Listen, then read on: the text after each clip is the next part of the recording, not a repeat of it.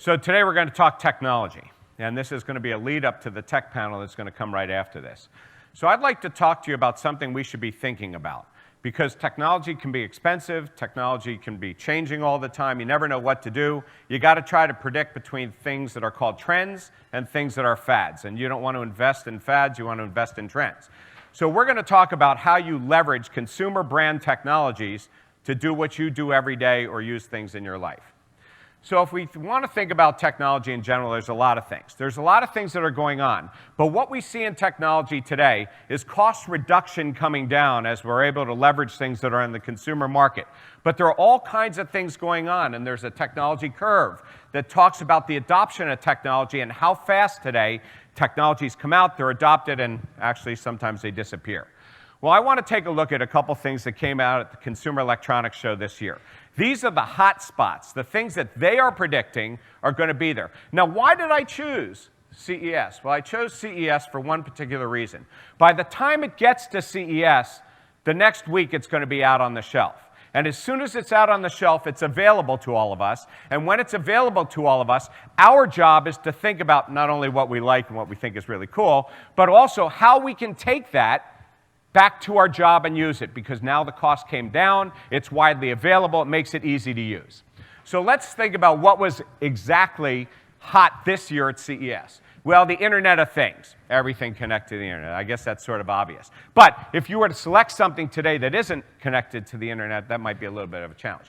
Digital assistants. I'm going to take a look at each one of these things. So televisions are always hot. Screens are always hot. The wearables, smart homes. Smart homes equal smart all kinds of things, devices and things that we use in our operations.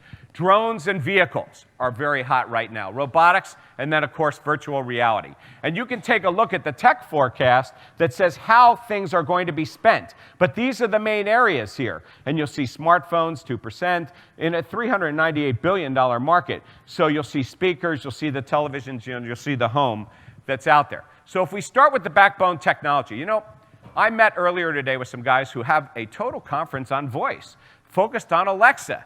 Now they're saying, okay, it can't just be Alexa, it's got to be a number of different things that are out there. But if you think about it, any technology that we use today is going to be voice-enabled. Voice-enabled, no matter what it is. So I'm not here to talk about whether it should be a television, voice-enabled. A smart automobile, voice-enabled, right? It doesn't really matter, whatever it is. It's all going to be voice-enabled, and that is one of the things there. So we start taking a look at the Internet of Things, everything connected to it, and we start taking a look at the digital assistants, and we think about the backbone technologies that will cut across everything else. Your watch, voice-enabled. So it really doesn't matter. Televisions and screens.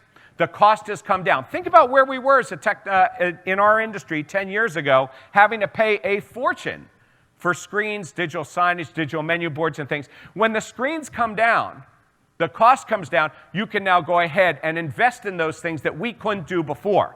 But screens are changing. Flexible screens, ones that will bend, wraparound columns. And you can see this here, ones that will bend can also go into the wearables. And I saw technologies there, we don't have enough time to talk about, that come out of a unit and roll up and roll back down.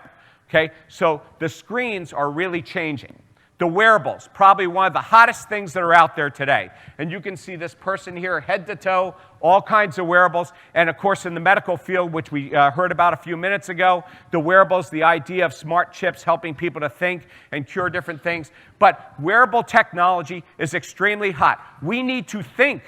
We need to think about how do we use the watches, the fitness bands, in things other than their intended purpose. Because once you can receive a text message on a watch or a fitness band, you can be paging servers, you can be getting the guests to communicate. So there's a lot going on there. So when we think about the wearables, we think about watches and glasses. Nothing new, by the way. Nothing new, because I was talking about watches and glasses 10 years ago. 15 years ago. But the price has come down, and by the way, it doesn't have to look like the Google Glass anymore, that people walk around looking like you would never do that. Now we're talking about regular glasses that somebody actually can be standing across from somebody and be talking to them, looking at them, and they do not know that the screen's in the recognition. But when we start thinking about this, if you can get a $99 pair of glasses that can display wirelessly, You can have a housekeeper in a hotel. You can have somebody doing training and cooking, just a little pinhole camera in the middle of it, and live shooting them how to give the instruction, watching them take the orders. You just have to use your imagination. One thing about the bands, I had my eyes open because I was 4 years ago covering CES. And by the way, you can go online. I do a lot of coverage of this, and I have videos that I just look at consumer technology and say, okay, how's it going to work in food service? How's it going to work in hotels? Most of these guys never think about that stuff. But I was standing there taking a look at some really cheap, inexpensive watches, digital watches and bands from Switzerland, a company called Kronos. And so they were selling these bands, and there's this other guy sitting there talking to them. And I said, well, how much are these bands? He said, $35. And I said, okay, great. And I said, so they can go ahead and get text message? Yeah, wireless connection, the whole thing. I said, so where are you from? He said, I'm from Delta Airlines. I said, so why are you looking at are you looking for yourself? No. We're looking at this because for $35, we can go ahead and put a band on every one of our flight attendants and start counting their steps. And if we count their steps, we can design the kitchen and the galleys differently in order to give quicker service on short flights, to reduce labor, to do better things. $35 band, this guy's looking at it. He came up with a concept on something that's just out in the store to use. We could be doing those kinds of things today. You need to expand your thinking. You need to go in Best Buy and look at the stuff on the shelf and start thinking differently about what you're seeing and how that might be applied. Because if you can eliminate the cost and the speed to market, now you go to your operations people and you figure out how to do it. But watches and glasses are absolutely some of the hottest things out there. Smart homes and devices. Really smart stuff. And by the way, when Ring gets bought for what, $1 billion, out there, and they're taking away all the alarms, as soon as you have intelligent homes and things like that, it's intelligent kitchens at a lower cost. Okay? It's intelligent devices that we're using. It is the connectivity that is important here. Once it came out for the consumer in the house, we can put it in our offices, we can put it in our facilities, in mobile devices and things like that. Drones and autonomous vehicles. Now, I will tell you, looking at this, that the concept everybody shows of delivering a pizza, I know, I saw the Amazon thing a few weeks ago, they're going to deliver out in ranches.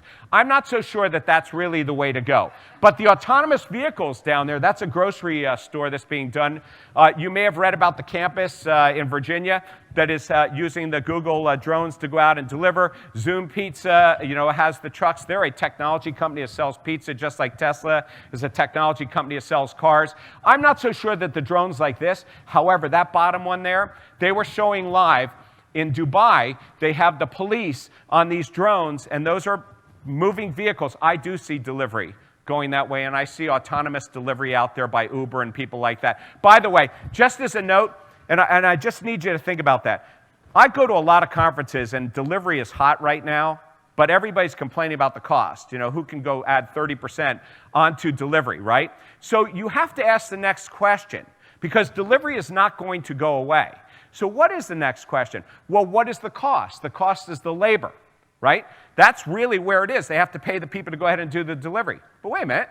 We're within 5 years of having autonomous vehicles that can go ahead and deliver. We have lockers that are hot and cold out there today. Okay, if you are able to get away from the cost of the people in it, in the delivery, and still deliver great, fresh, hot food, the cost comes down. Delivery doesn't go away, but we in fact use consumer-grade technology to solve the problem. Okay, robotics. Robotics are pretty cool. There's a lot of different robotics out there. Maybe it's not going to be some of these things where they are serving and they're using robotics for airport information, things like that, and serving to the table. Healthcare does use robotics to deliver. Today, we are seeing robotics, like I said, in the universities and things like that are out there. But I think we're going to see more robotics actually in vending machines, in small form factor markets, to go ahead and deliver food that is fresh, but it's actually made by a robot of sorts, and it's made the same way that we would do it ourselves. So robotics is clearly coming as a very hot area. Virtual reality, the idea to experience things in a virtual environment. We are there. I don't believe that there's really going to be restaurants with people sitting here with headgear on. But by the way, for training, I've seen it for training that people are doing virtual reality. But There is in Japan a front desk in a hotel where the virtual reality people are there. There are restaurants that have virtual servers and people that can take your order. We are headed that way, especially because of things like 3D holograms that are available in plain light without glasses. So virtual reality will create the experience for people, also so we can have non-traditional places. But it also will create training environments and things that we can use. So again, consumer technology coming out. And just a few pics of some things that I saw while I was there I thought were sort of cool. And by the way, I covered most of these things. You know, Samsung had a false start this year on the flexible phone. It came out, it didn't come out. But I think they'll come back out because the hinge didn't work. But that's not the Samsung phone. I think any kind of bendable technology, I need you to think about this. That's a phone, right? But the way I'm looking at that is that's something sitting on the table. That's something sitting on a counter, okay? Any kind of wearable device that's flexible, again, can be here for paging and things like that. The wireless, that was sort of an interesting thing going through the airport with your luggage following you. I thought it was sort of stupid, and I'm not so sure it's going to come out that way, but I do see it as reducing people having to lift boxes and move things around the kitchen and the storage areas. And I asked them about that. They didn't think about that. They only thought about that it'd be cool to do this. Translator earbuds, right? We're headed towards Star Trek here, right? You have a conversation, you have it in your ear, you're doing a two-way conversation, it is translating real time for you, and the other person has the earbuds in, and you're having the conversation. We will start to see things like that embedded in the glasses, embedded in the watches.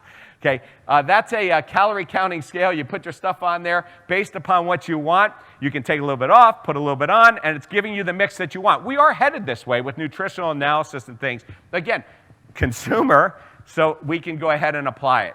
And then there's all kinds of different things that you'll see here. The hot and cold lockers. This is called the technology landscape. This is published every year by a number of places. You can search this on Google. There's plenty of them. These are all of the different applications that are out there and in use in the food service and hospitality industry. It's a mess, right? But if you apply the consumer, you take the hardware out of it, now you focus on the applications, and of course, we can discuss training in another time, right? Because there's a whole aspect to that. So anyway, here's where I get my information from. Certainly the IFBTA, which you'll hear about, but things like FS Tech, MERTEC, NAMA is the Automated Merchandising Association. It's where all the vending machines are. NRF in the retail industry steal a lot of stuff for us. High tech in the hotel industry, consumer electronics. There's a lot of different places to go when you want to see this stuff. But again, when it hits the shelf, it gives us the opportunity. And with that, I'm going to use that as a lead into our panel, which is going to come up next. But we need to think. And when we think, we can actually take advantage of these things, and we can move things out a whole lot quicker.